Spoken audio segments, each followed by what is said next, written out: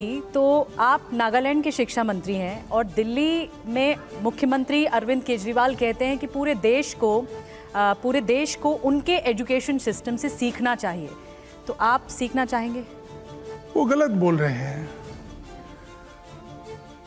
केजरीवाल जी दिल्ली की शिक्षा के विषय में वो अच्छा कर रहा होगा, मगर इस देश इतना अलग है, डाइवर्स है, कि मैं उनको कहना चाहता हूं कि नागालैंड की शिक्षा की तरह वो कर सके तो वो बहुत बड़ा बात होगा। वो सीख, हाँ, मिसाल के तौर पे चुनौतियां बहुत है। यहाँ चुनौतियां इतना नहीं है। सब बड़े बड़े घरों में रहते हैं, सबके पास उपलब्धि है, पैसा है, सबके पास। उनका म्युनिसिपल का बजट नागालैंड का 3 गुना 5 गुना बजट है। आप एक चीज बताइए मुझे, कांग्रेस की विचारधारा को आप कैसे देखते हैं? राहुल गांधी को आप कैसे देखते हैं? नहीं, राहुल गांधी एक युवा नेता है और वो भी नेता है बनने के लिए कोशिश कर रहे हैं। हाँ, और हम लोग सब उनके साथ हैं उन चीज़ों में, तो मगर थोड़ा समय हमारे ख्याल से लगेगा। क्या, जैसे हमको भी थोड़ा समय चाहिए, उनको भी थोड़ा समय चाहिए। और कांग्रेस के बारे में क्या बोलना है, देशवासी सब जानते हैं। उन्होंने भी 50 साल से अधिक राज किया है और हमारी मोदी जी 9 साल में क्या किया है वो भी हम सब जानते हैं। आज राजनीति है बोल के एक दूसरों के ऊपर सिर्फ लंछन करके कुछ कुछ बोलना जरूरी भी नहीं है। अच्छा, आपने सोशल मीडिया पर राहुल गांधी की तारीफ की थी, मैं जरा वो दिखाना चाहता हूं, एक बार आइए। अब ये आप मुझे बताइएगा कि वो एक सटायर था, व्यंग था या तारीफ थी। जरा इसको प्ले ऑन करिए। यहां पर मानना पड़ेगा, फोटो तो अच्छी है, कॉन्फिडेंस और पोज भी नेक्स्ट लेवल का है। ये राहुल गांधी के फोटो पर आपने लिखा था, जरा जोरदार तालियां हो जाएं। कॉन्फिडेंस और पोज भी नेक्स्ट लेवल का है। ये कौन से कॉन्फिडेंस और पोज की आप बात कर रहे थे? आपने खुद देखा। तो ये सटायर तो नहीं था, ये तारीफ थी। तारीफ था। अच्छा, हर एक चीज सिर्फ सटायर क्यों करना है? समझने वाला समझता है।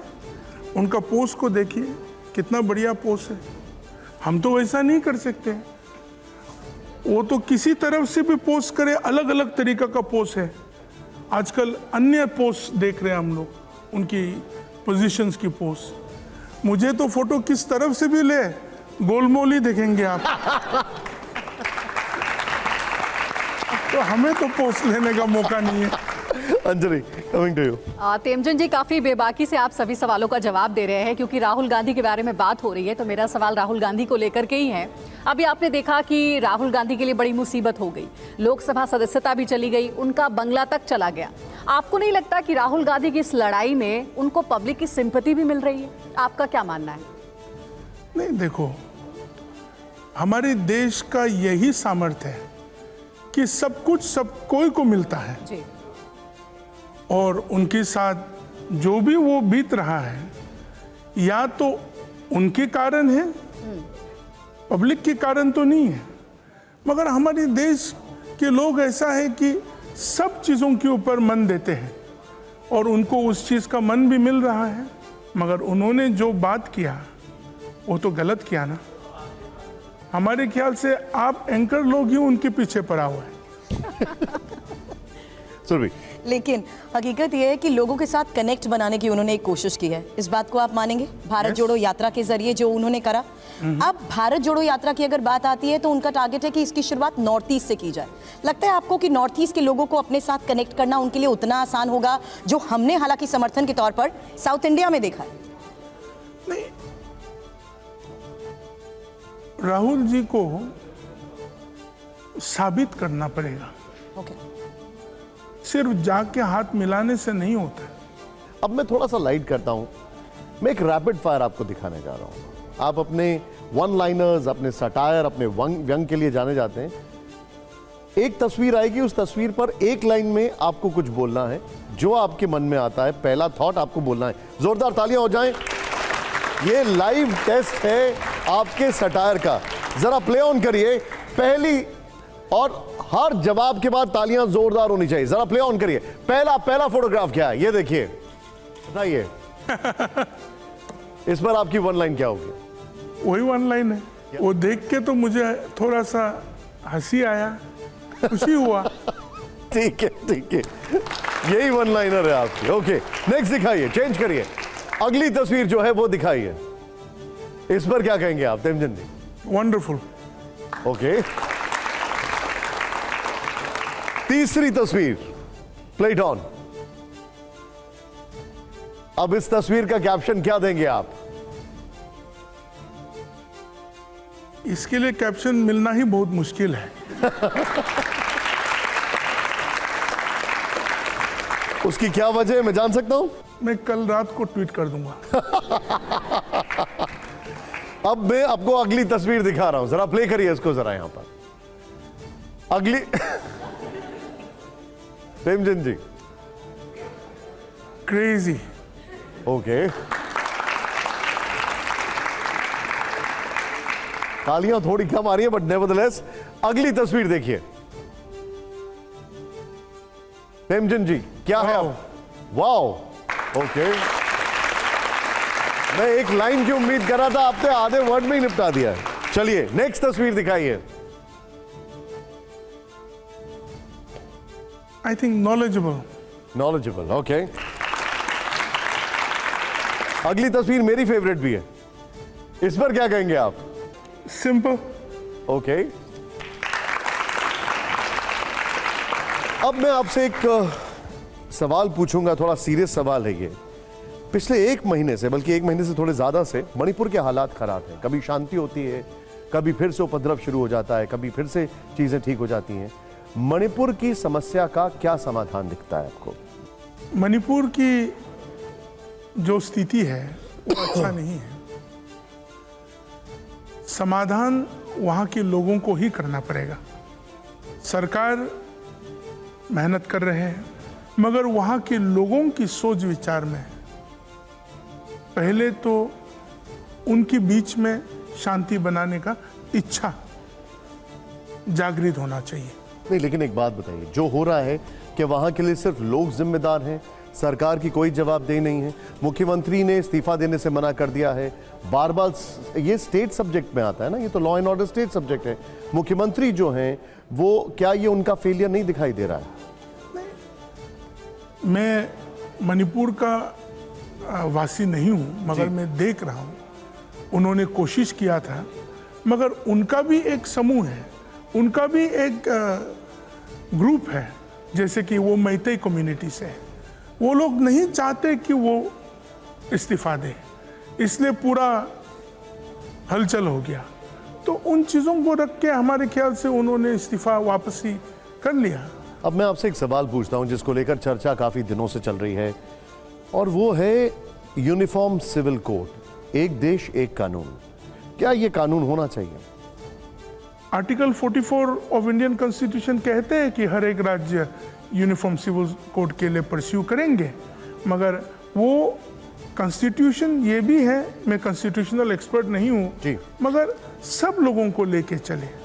जैसे कि हमारे पूर्वोत्तर में हमारी आदिवासी समूह जो है, उनकी संस्कृति, उनकी सोच विचार, उनकी धर्म को समझ के अगर गलत नहीं है तो उन चीज़ों में हमारे ख्याल से भारत सरकार उन चीज़ों को समझते हैं और उन चीज़ों को बचा के भी। नागालैंड से आप हैं, नागालैंड में फिर धारा 370 371 ए का क्या होगा?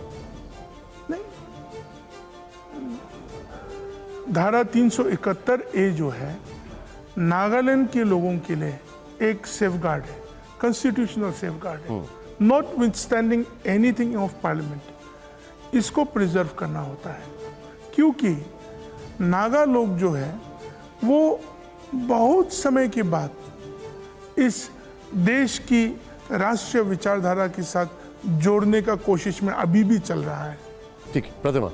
नॉर्थ ईस्ट में, चूंकि आप वहीं से आते हैं, नॉर्थ ईस्ट में कई सारी जनजातियां हैं और उनको विशेष अधिकार भी संविधान में मिले हुए हैं। जैसे खासी समुदाय की बात कर ले, मेघालय में है, और वहाँ पर मेट्रियार्कल सिस्टम फॉलो होता है, मातृकुल है। जो संपत्ति का अधिकार है वो बेटियों को मिलता है, बेटों को नहीं मिलता है। इस पर आपकी क्या विचार? देखो, एक चीज़ होता है, यूनिफॉर्म सिविल कोड जो है, और जो मैं हमेशा कहता हूँ दिल्ली में हमारे दोस्तों के बीच में, बहुत सारे मंत्रालय जाता हूँ, गाइडलाइंस बहुत होता है। यूनिफॉर्म सिविल कोड एक गाइडलाइन है। गाइडलाइन लोगों को वंचित होने के लिए गाइडलाइन नहीं हो सकते हैं। गाइडलाइन लोगों को इंक्लूसिव करने के लिए गाइडलाइन होते हैं। यूनिफॉर्म सिविल कोड बहुत अच्छा सिविल कोड है, मगर हमारी डाइवर्सिटी को भी प्रिजर्व करना, उसी यूनिफॉर्म सिविल कोड के आधार में हम लोगों को भी प्रिजर्व करना पड़ेगा।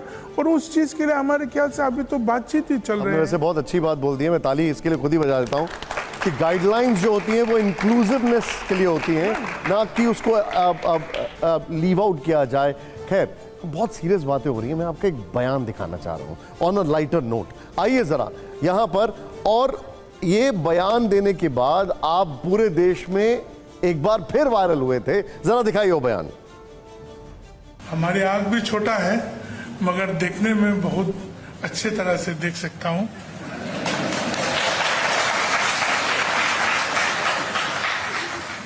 छोटे आँख होने से एक फायदा है, गंदगी कम घुसते हैं, और बहुत कभी कभार मंच में बैठे हुए लंबा जब कार्यक्रम चलते हैं, हमने एक तरीका से सो भी जाते हैं, तब किसी को मालूम नहीं पड़ते कि वो सो रहे या जाग रहे। ये जो आपका बयान था, इस मंच पर तो आप अभी तक नहीं सोए, मैं देख रहा हूं आपकी आंखें, बड़े ध्यान से देख रहा हूं। लेकिन कभी ऐसा हुआ है कार्यक्रम में आप थोड़ा सा सो गए हो? बहुत बार हुआ है। क्या? संतोष जी को मत बोलना।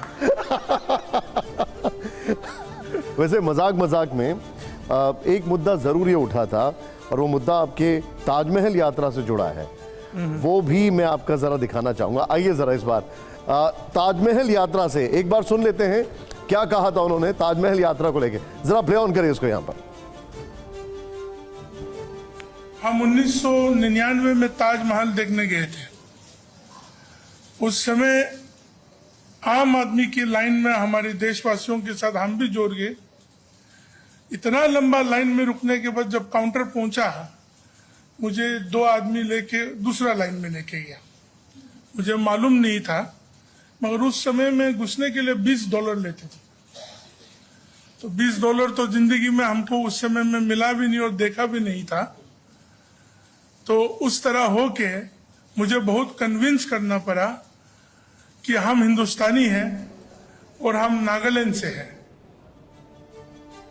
ये तो वाकई में मेरे लिए बड़ा चिंता का विषय जो आपने मुझे बताया अभी, कि इस तरीके से हुआ था। पूरा किस्सा क्या है, जरा बताइए हमें। नहीं, तो उस समय युवा थे, बहुत जवान थे, और प्रेम करना कौन नहीं चाहते। तो हम भी उस प्रेम की निशानी को देखने के लिए चल पड़ा। यहाँ से टैक्सी उक्सी करके 2-3 दोस्त लोग हम लोग चला गया। और जिस तरह अन्य देश के लोग वहाँ लंबे लंबे काउंटर मतलब लाइन होते थे काउंटर पहुँचने के लिए, हम भी वहाँ खड़े हो गए। तो करीब इतना मई के महीना था हमारे के, मई या जून के महीने में, तो काफ़ी गर्मी, उसके साथ पसीना के बाद करीबन 40-45 एक घंटे के बाद वो लाइन पहुँच गया। तो मुझे देखते ही जो काउंटर में 2-3 व्यक्ति थे, तो उन्होंने टिप्पणी दे दी इसको वहाँ लेके चलो। तो 2 व्यक्ति बोला यहाँ होकर के हमको वहाँ साइड में लेके चला गया। That was the tourist counter जो विदेशियों के लिए था। तो उस समय हमारे ख्याल से 30 या 35 रुपया प्रति डॉलर होता था। तो बोला कि $20 दो। मैं बोला मैं नागालैंड से हूँ। उनको मालूम नहीं था कि नागालैंड कहाँ था। तो आप सोच सकते हो कि मुझे क्या बोलना पड़ा, कन्विंस करना पड़ा। आपने कैसे कन्विंस किया उनको? पैन कार्ड कहीं कहीं से निकालना पड़ा। उसका बाद मैं बोला कि असम के बाद नागालैंड आता है। हाथ भी ऐसा करना पड़ा, असम के बाद नागालैंड आते हैं।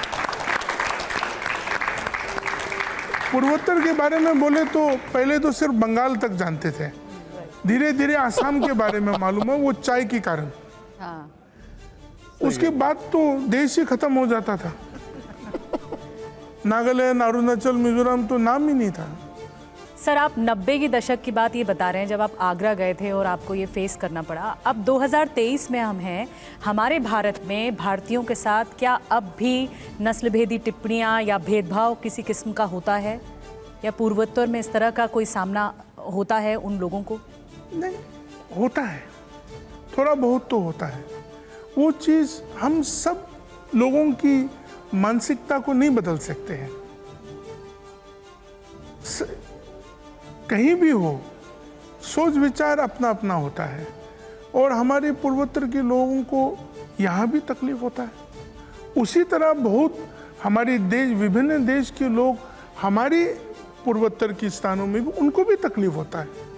नहीं, लोग आपके पास आते हैं, एग्जाम्पल?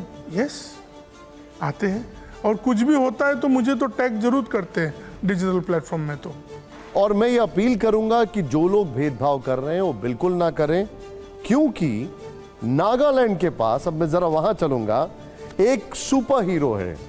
आप शायद समझ गए होंगे मैं क्या कह रहा हूं, और उस सुपर हीरो का नाम है टी मैन। टी मैन, क्या आप जानते हैं वो कौन है सुपर हीरो? मैं दिखाता हूं, प्ले ऑन करिए। T man.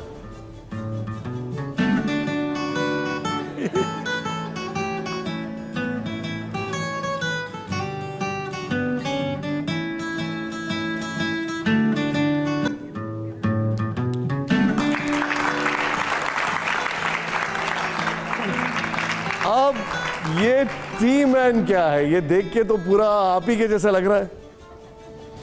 मैं ही हूं, मगर डिजिटली उड़ पाता हूं, न्योने से नहीं उड़ पाता हूं। हाँ, चल वैसा थोड़ा कर लेते हैं। हम देख रहे हैं कि ये टी मैन की स्मृति ईरानी जी भी बहुत जबरदस्त फैन हो गई हैं। हाँ, मैं भी उनकी फैन हूं।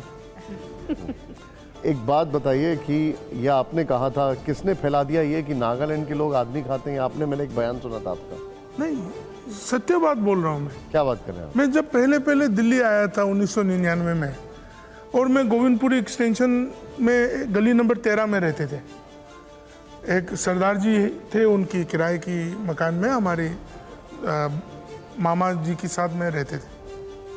तो गन्ने के रस पीने का मुझे बहुत शौक था। हमारी तरफ में वो नहीं मिलता था, या तो डिमापुर में कभी कभार होता था।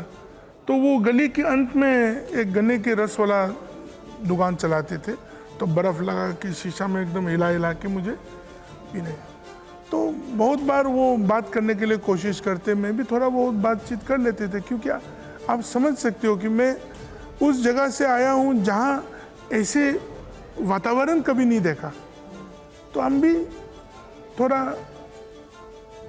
मन में बहुत सारी शंकाओं को रख के मैं लोगों के साथ मेल मिलाप करते थे उस समय।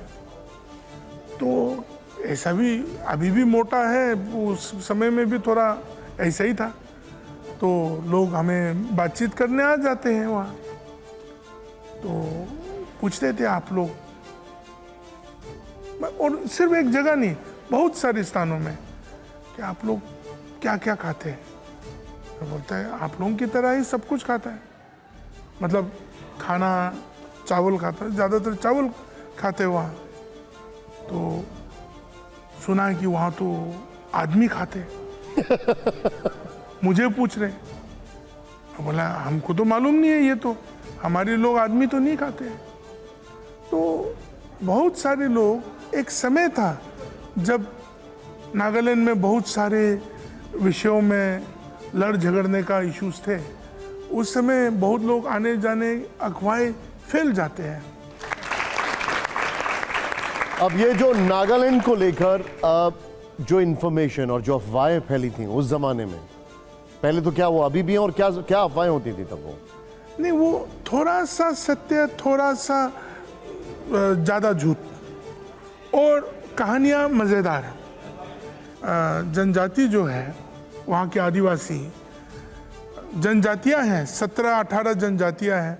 तो ज़्यादातर वहाँ तामसी खाना खाते हैं हमारे लोग। तो कंप्लीट पिक्चर ये हो जाता है कि हाँ, ये लोग सब कुछ खाते हैं, आदमी भी खाता है। और हमें ये प्रॉब्लम हो गया, ये लोग सोच रहे हैं कि मैं भी आदमी खाता हूँ। तो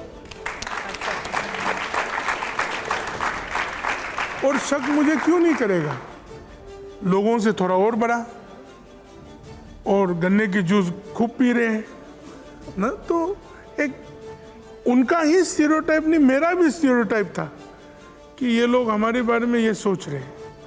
तो ज़्यादातर उस कारण मैं घर से ज़्यादा नहीं निकलता था। मतलब आपकी फेवरेट कुजीन क्या है वैसे, क्या खाते हैं आप, पसंदीदा क्या है? सब कुछ खाता हूँ, सब्जी अच्छा लगता है, अब उसमें टिप्पणी मत देना। नहीं, लेकिन एक जगह टिप्पणी मैं दूंगा। अभी मैंने टी मैन दिखाया था, लेकिन टी मैन जो है वो कसरत क्यों नहीं करना चाहते हैं? नागालैंड जैसा वातावरण में रह के कसरत ही होते रहते हैं। मैं एक मिनट कुछ दिखाना चाहता हूं, मुझसे कंट्रोल नहीं हो रहा है, एक बार दिखाइए। अब ये दर्शकों को समझा देते हैं कि सुपरस्टार अक्षय कुमार और तिमजन जी के बीच में क्या बातचीत हुई। प्ले ऑन करिए इसको यहां पर जरा, ये बड़ी इंटरेस्टिंग है। ये देखिए, अब आप ये देखो, क्या देखो, I am not VIP, I come earlier than audience, inspired by Akshay Kumar. ये देखिए, अब इन्होंने लिखा कि देखो मैं वीआईपी नहीं हूं, लेकिन मैं जल्दी आता हूं, अक्षय कुमार जी से इंस्पायर्ड हूं। इन्होंने लिखा, अक्षय कुमार ने, हा हा हा, thank you, I am very inspired by your sense of humour. इन्होंने इसका जवाब दिया कि मैं आपके सेंस ऑफ ह्यूमर से बहुत ज्यादा इंस्पायर्ड हूं। पहले जोरदार तालियां हो जाए। देखिए, ये तो समझ में आया मुझे, ये पूरी स्टोरी। वैसे अक्षय कुमार से आपकी मुलाकात हुई? नहीं। अब आप शिल्पा शेट्टी को देखने जाएंगे तो कैसे उनसे मुलाकात होगी? अभी शिल्पा शेट्टी जी चला गया, कोई और ले लिया तो नहीं चलेगा। लेकिन ये कसरत वाला मामला क्या है, ये बताइए। नहीं, कसरत करने में ज्यादा मुश्किल तो है नहीं, मगर मुश्किल बहुत है। मैं आजकल थोड़ा बहुत योगा से इंस्पायर हूँ, मगर एक दो कार्यक्रम ही कर पाता हूँ, और कोशिश चल रहा है, धीरे धीरे से बढ़ेंगे। वैसे आपने योग दिवस वाले दिन योग किया था? हाँ, रात को तो 4 आदमी मिला के मालिश किया मुझे।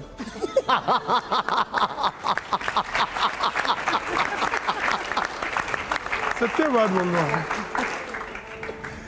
कौन सा आसन आपका फेवरेट है? वैसे जी नहीं, मुझे आप ये बताइए, कौन से आसन की वजह से 4 लोगों ने मालिश की आपकी?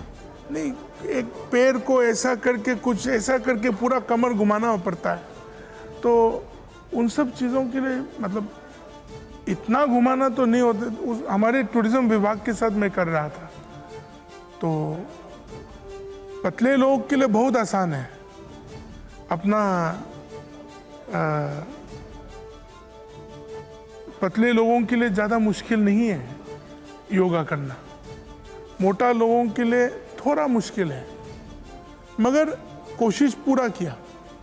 एक आसन बहुत अच्छा है, ऐसा करके सोना और सब कुछ छोड़ना। And if I am not wrong, आप मुझे एक बात बताइए, कोई आसन आप यहाँ पे करके दिखाएंगे, हम वो क्लिप भेजेंगे अक्षय कुमार को। वो बाद में करूंगा मेरे को।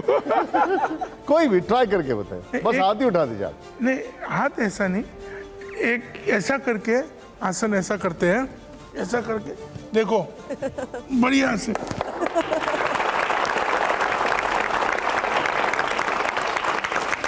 तिमजन जी आइए, ये आपका ये आसन ठीक है। जोरदार तालियां हो जाएगी आपका माइक। आइए, ओहो, कोई बात नहीं, प्लीज। इस आसन जोरदार का तालियां एक बार। मैं एक आसन बताना चाहूंगी जो शायद आपने नहीं देखा। समोसे और शवासन का आपने जिक्र किया था, क्या इतने समोसे खा लिए थे कि उसके बाद अच्छे से नींद आ रही थी? नहीं, उस दिन इसके बाद समोसा खाया था। इसीलिए आपने समोसा इसके और बाद- शवासन साथ साथ लिखा था। यस। सब ओके। अंजलि, अब टी मैन जी से एक सवाल है, अब तो एक नया नाम भी हम लोग जान गए हैं, टी मैन है आप। सोशल मीडिया पर आप बहुत एक्टिव रहते हैं, कई पोस्ट तो निशांत जी ने दिखा भी दिए हमें। आप जरा ये बताइए, जो सोशल मीडिया पर आप पोस्ट करते हैं, या आप खुद करते हैं, या इसकी जिम्मेदारी किसी और को दे रखी है आप? हमारी एक दोस्त है, अच्छा, और हम लोग कल की पोस्ट यूजुअली हम लोग शाम को डिसाइड करते हैं, रात को। और कुछ भी कंटिन्यूस पोस्ट करना है तो हम लोग एक दूसरों को कुछ समय देते हैं। हम लोग का एक ग्रुप है, उसमें हम भी अपने रायों को रखते, टिप्पणियों को रखते, और वो लड़का और ये बहुत जो बढ़िया। सेंस ऑफ ह्यूमर वाला पोस्ट है या रीट्वीट है, ये तो आप ही करते होंगे। ऑब्वियसली उस पर्सनालिटी के साथ चलते हैं तो उन चीज़ों को हम रखने वैसे अब आप मुझे एक चीज बताइएगा, एक पोस्ट मैं आपको दिखाने जा रहा हूं और आप मुझे बताइएगा कि ये शायद आप ही ने पोस्ट किया है या आपकी टीम ने किया है। जरा दिखाइए इसको। ये यहां पर पोस्ट में आपने लिखा है, जिंदगी में हरदम हंसना जरूरी है, वैसे तो मैं बड़ा सख्त आदमी हूं लेकिन यहां मैं पिघल गया। आप 5 लड़कियों के साथ खड़े हैं। नहीं, जब हमारी इतना बहन लोग जबरदस्ती फोटो खींचने आ गया, नहीं पिघलेगा क्या? यहां पे तो नहीं पिघले ना? वो बाद में बात करेंगे।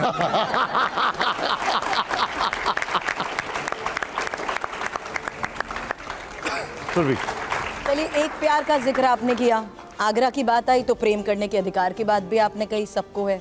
शादी की चर्चा भी होती है, आपकी नॉलेज के जरिए, उस सोशल प्लेटफॉर्म के जरिए लोगों को नागालैंड के बारे में भी इंफॉर्मेशन मिलती है। एक सुकून का आप हमेशा जिक्र करते हैं, उस सुकून में प्यार के लिए, प्रेम के लिए टाइम नहीं मिल रहा, या ये कहूँ कि बीजेपी अपने कार्यकर्ताओं से इतनी मेहनत करवाती है कि समय ही नहीं मिलता, क्योंकि शादी की चर्चा आपकी बहुत होती है। ये सब बात आपके चैनल में मैं बोलना नहीं चाहता हूँ। बीजेपी की कार्यकर्ताओं को देखिए, बहुत लोग शादीशुदा नहीं हैं, और हमारे गुरुजी से लेके आए बहुत लोग हैं वैसा। और हमारे ख्याल से शादीशुदा जो लोग हैं वो लोग बुरा ना माने, मगर सुकून शादी नहीं करने में ही होता है।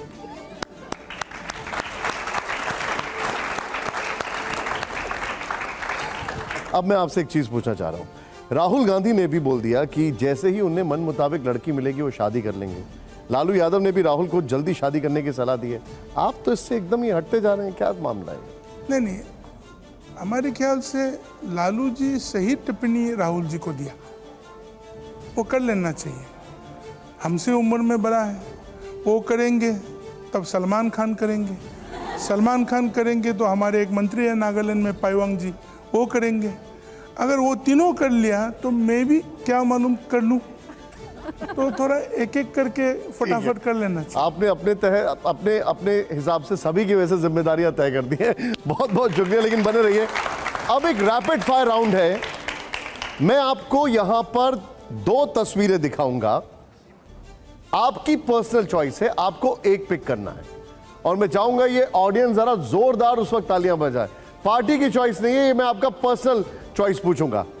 अब जरा प्ले ऑन करिए। हमारा पहला सवाल क्या है, और हमारी पहली 2 तस्वीरें जो हैं वो दिखाइए। ये 2 की 3 भी हो सकती हैं। बेहतर मुख्यमंत्री कौन, योगी आदित्यनाथ जी या हेमंता बिस्वा शर्मा जी? सबों को लेके चलने के लिए पूर्वोत्तर में हेमंता बिस्वा शर्मा जी। ओके,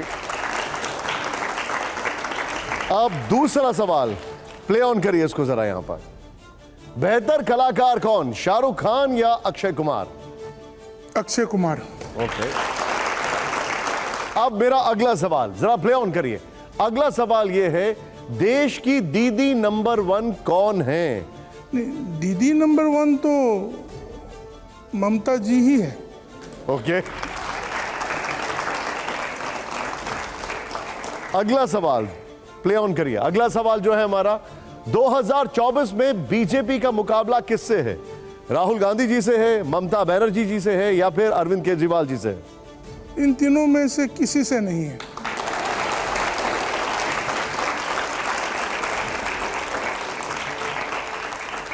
मेरा अगला सवाल देखिएगा जरा, असली सुपर हीरो कौन है?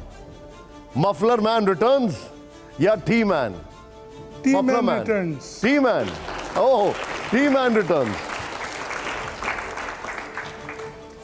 अब मैं आपसे जरा कुछ पॉलिटिकल सवाल पूछना चाहूंगा। अभी तक हमारी जो बातचीत हुई, एक सवाल पूछा जाता है कि क्या बीजेपी सिर्फ हिंदुओं की पार्टी है? आपको कैसा लगता है?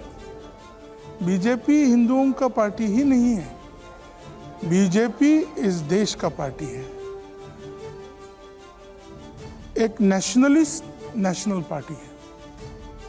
लेकिन हेमंता बिस्वा शर्मा जी, मैंने उनका खुद इंटरव्यू किया, हमारी पूरी टीम गई, उन्होंने कहा देश में तमाम मदरसे बंद होना चाहिए।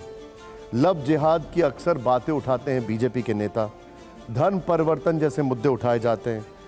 क्या वो सिर्फ हिंदू वोट बैंक के ऊपर ही फोकस नहीं करते हैं? हमारे ख्याल से वो हमारे जो बड़ा हेमंता जी, उस विषय को हम सबों को समझने के लिए सिर्फ उस रूप से नहीं देखना चाहिए। जो हो रहा है उस मदरसों में, जो हो रहा है वो बहुत स्थानों में गलत हो रहा है। तो इसलिए हमारे ख्याल से एक देशभक्त नेता होने के कारण उनको इन चीज़ों का टिप्पणी देना पड़ता है। नहीं होने से ये नहीं है कि भाजपा किसी धर्म के खिलाफ है या वो सिर्फ हिंदुओं के लिए काम करेंगे, ऐसा नहीं है। मैं भी तो ईसाई हूँ और भाजपा हमारे लिए भी तो है। विपक्ष हर मंच से ये बात कहता आ रहा है कि असल मुद्दों से ध्यान भटकाने की कोशिश की जाती है। जो अहम मुद्दे हैं उन पर कभी बात नहीं होती है, चाहे वो बेरोजगारी का हो, महंगाई का हो, बिजली का हो, पानी का। इन मुद्दों पर बात क्यों नहीं होती है? ये विपक्ष के आरोप होते हैं, महंगाई का, बेरोजगारी का, बिजली का या पानी का।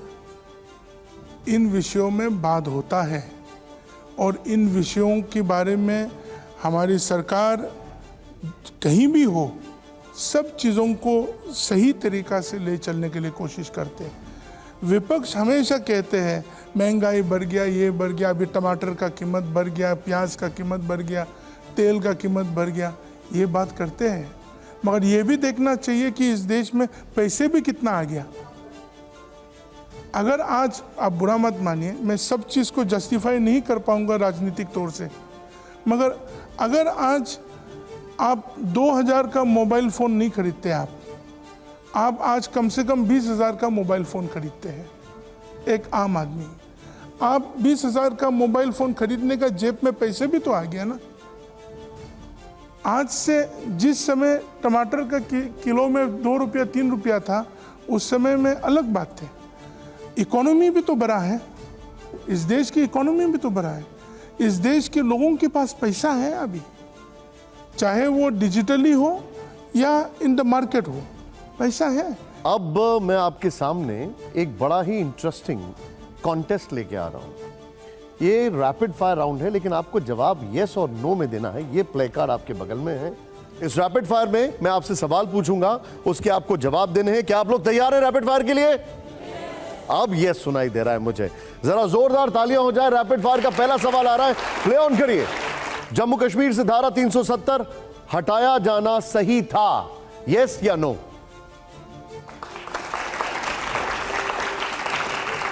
नागालैंड में धारा 371A जारी रहनी चाहिए,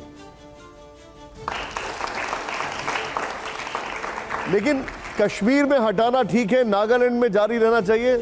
तेमचंद जी? कश्मीर का उसका दुरुपयोग था। ओके।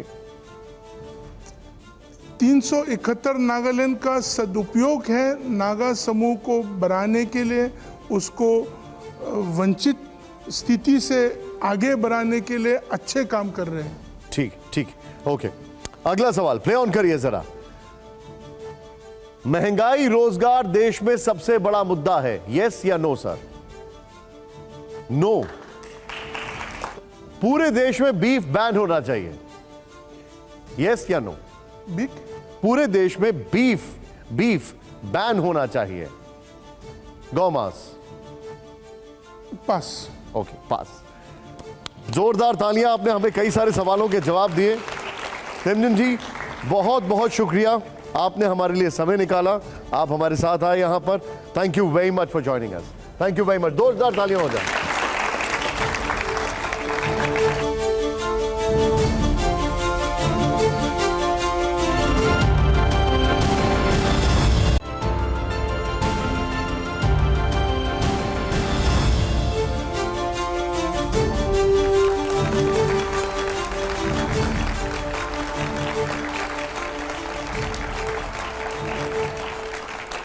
नमस्कार, टीवी 9 भारतवर्ष के इस हाई वोल्टेज शुद्ध पॉलिटिकल शो में आप सभी का स्वागत है।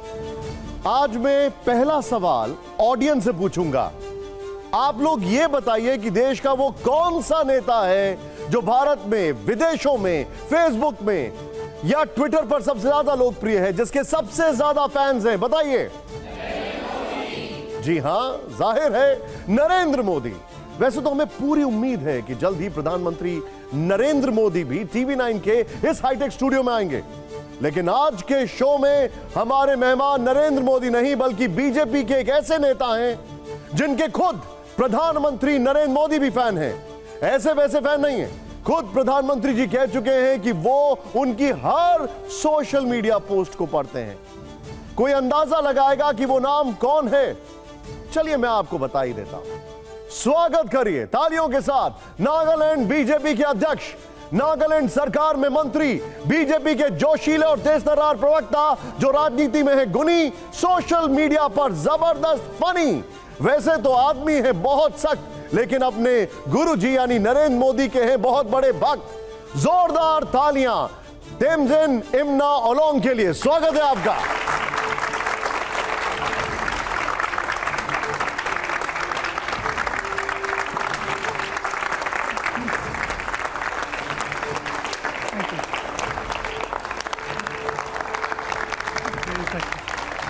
स्वागत है, आइए बैठिए।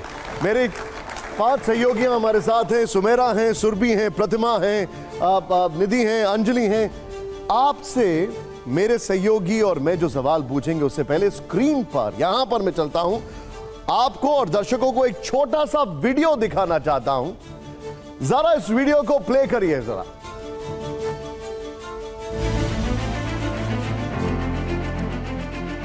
पुरानी दिल्ली रेलवे स्टेशन में जब उतरा तो हमारे नागालैंड प्रदेश से भी ज्यादा आबादी वहीं देखा। हम तो वहीं चौंक गया।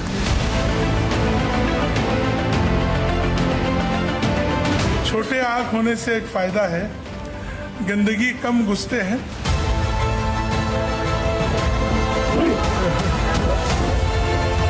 कोई लोग ये फैला दिया कि नागा लोग आदमी खाता है, वो खाता है, और हमको देख के तो और ज्यादा शक होने लगा।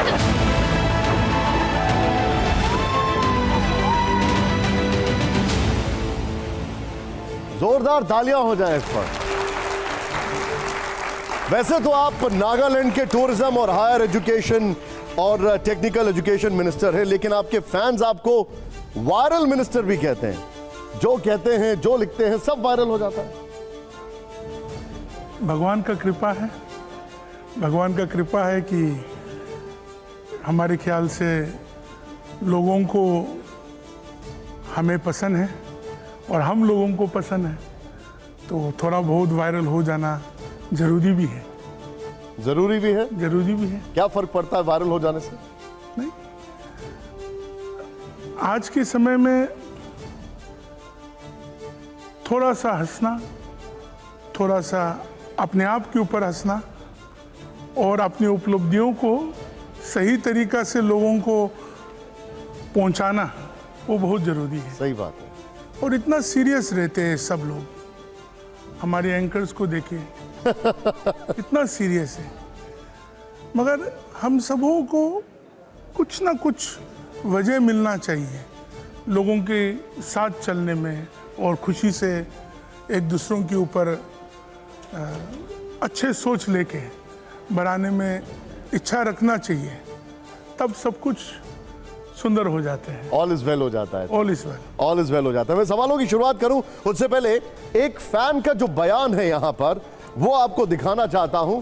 यहां के हमारे बीजेपी प्रेसिडेंट तेमजन इम्ना की बातें आज पूरा देश सुनता है, मजा लेता है। डिजिटल प्लेटफॉर्म पर वे नागालैंड और नॉर्थ ईस्ट को शानदार तरीके से रिप्रेजेंट कर रहे हैं। मैं भी सोशल मीडिया में उनको हमेशा देखने का तो कोशिश करता हूं। अब आप ये बताइए मुझे, आपने ऐसा क्या मैजिक, क्या करिश्मा किया कि प्रधानमंत्री जी को ही अपना फैन बना लिया आपने? वो हमारे गुरुजी है, मैं उनका फैन हूँ। वो ना कि वो मेरे फैन, वो हमारे शब्दों का कमियां हो जाते हैं उनके बारे में बोलने के लिए, क्योंकि वो हम जैसे व्यक्ति को भी, हम जैसे कार्यकर्ता को भी वो एक बहुत बड़ा वजूद देते हैं और सामर्थ्य देते हैं। उनकी एक लाइन के कारण हमारा जिंदगी झिंगालाला हो गया। तो आप सोच सकते हैं, आज आपने भी बुला लिया उसके कारण, उसके लिए बहुत बहुत धन्यवाद उनको। आपकी उनसे पहली मुलाकात कब हुई थी और क्या हुई थी वो मुलाकात? नहीं, कौन से समय में मुलाकात हुआ वो तो मैं तारीख और समय नहीं बोल पाऊँ, कोई बात नहीं, मगर संगठन के विषय में काफ़ी कार्यक्रम में होते हैं तो मैं हमेशा देखता हूँ, क्योंकि मैं थोड़ा ज़्यादा लोगों से ज़्यादा क्यूट हूँ, तो वो देखते हैं सुमो आप भी आ गया क्या, सुमो ठीक हो ना, तो इतने में हम। मैं आपकी इस बात से पूरी तरह सहमत हूं कि आप क्यूट हैं सुमेरा। वाकई आप क्यूट हैं, लेकिन एक ये बात बताइए कि नागालैंड से आप आते हैं तो सब जानते हैं, लेकिन आप बहुत लंबे समय तक मुंबई और पुणे में भी रहे हैं, तो आपकी जो कहानी है वो हमारे दर्शकों को बताएं कि नागालैंड से मुंबई से पुणे और फिर वापस नागालैंड की कहानी क्या है? ऐसा तो कुछ नहीं था कि मैं बम्बई में ही रहूँगा। हम लोग बम्बई बोलते हैं, मुंबई आजकल आप लोग बोलते हैं। और पुणे में इत्तेफाक की बात थी कि मैं पुणे में भी करीबन 2 साल रहे, वाडिया में था। और एक फिल्म देखा था मैंने, अजनबी, वो नागालैंड में देखा था। थोड़ा जब अभी भी युवा ही हूँ, मगर मुझे कल परसों मालूम पड़ा कि यहाँ मंत्रालय में युवा सिर्फ 29 साल की उम्र तक को युवा बोलते हैं। हमारे यहाँ युवा 50 साल तक को युवा बोलते हैं। तो अभी भी युवा ही हूँ, उस समय और छोटा युवा था।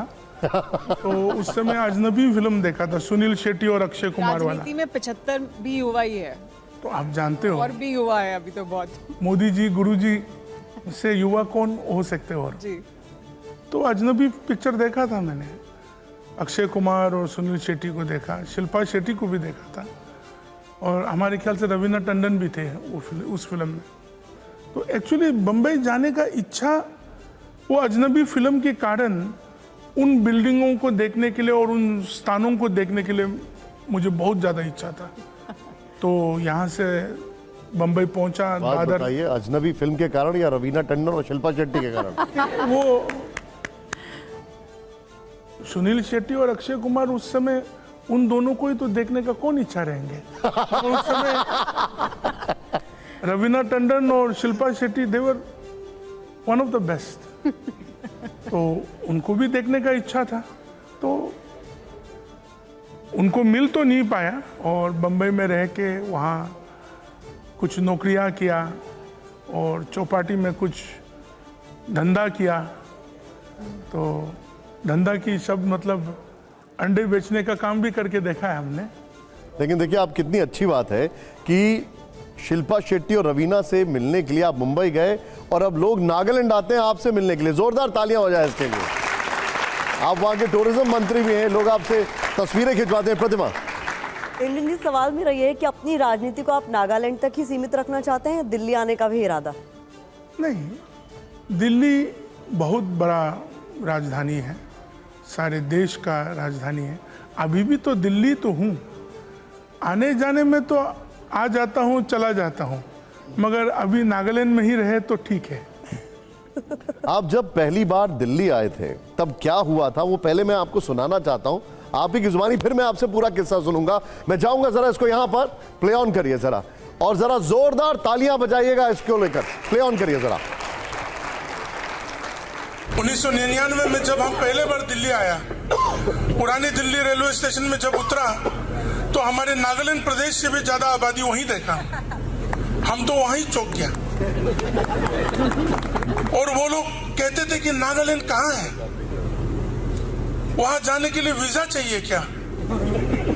और कि कोई लोग ये फैला दिया कि नागा लोग आदमी खाता है, वो खाता है। और हमको देख के तो और ज्यादा शक होने लगा। क्या आप नहीं सुनना चाहेंगे कि ये पूरा किस्सा क्या है? हाँ या ना? क्या आप नहीं सुनना चाहेंगे ये पूरा किस्सा क्या है? ओके, क्या है पूरी कहानी, बताइए जरा हमें।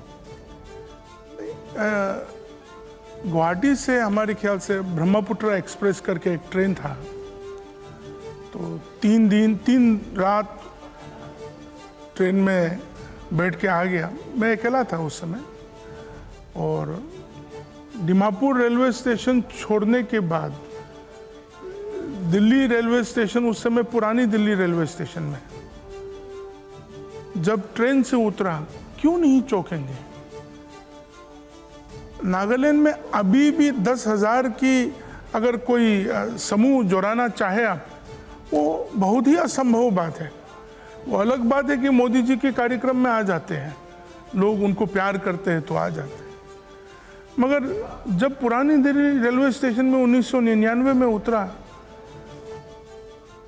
मुझे मालूम नहीं था कि मैं कहाँ उतर गया।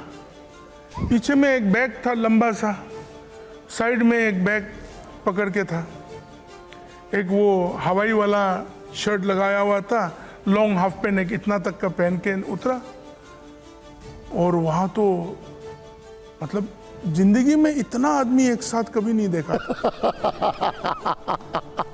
वहाँ तो इतना प्लेटफॉर्म था कि किस तरफ निकल के जाए। अब पूरा बात तो मैंने नहीं कहा इस कार्यक्रम में, मैं वहाँ खो भी गया था। कि किस तरफ से निकलना है वो भी मालूम नहीं था। सैकड़ों लोगों को पूछना पड़ा कि हमको किस तरफ निकलना है, और निकलते निकलते ऐसा एक जगह निकला, मैं खुद नहीं जानता हूँ आज कि कौन सा जगह में निकला। उसके बाद एक सरदार जी का ऑटो में बैठ के मैं गोविंदपुरी एक्सटेंशन पहुंचा। बड़ी कठिन चुनौती रही, लेकिन एक बात बताइए, अब आप दिल्ली आते हैं तो कैसा लगता है? क्योंकि दिल्ली की आबादी 3.5 करोड़, पूरे नॉर्थ ईस्ट की आबादी का करीब 70%। ज्यादा ही होगा दिल्ली में, सेंसस कम होता है ना। दिल्ली के मुख्यमंत्री अरविंद केजरीवाल को कोई सुझाव देना चाहेंगे आप?